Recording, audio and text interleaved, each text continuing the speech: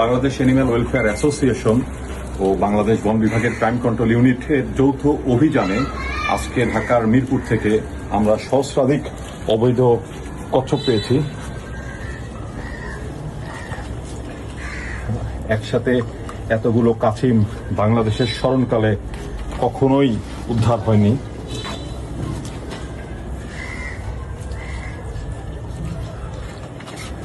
আরো রয়েছে।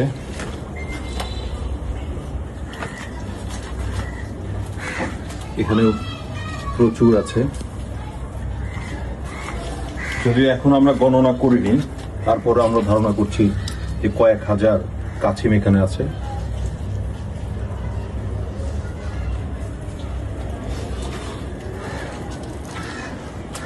এছাড়াও আরো কয়েকটা আবদ্ধ রুম আছে, যেটা আমরা এখন সার্চ করব।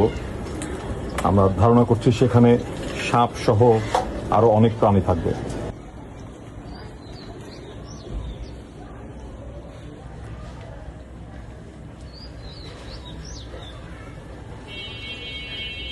এখানে যে কয় হাজার বলাই মুশকিল।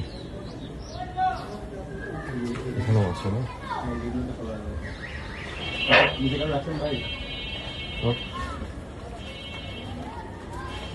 আরেক প্রজাতি।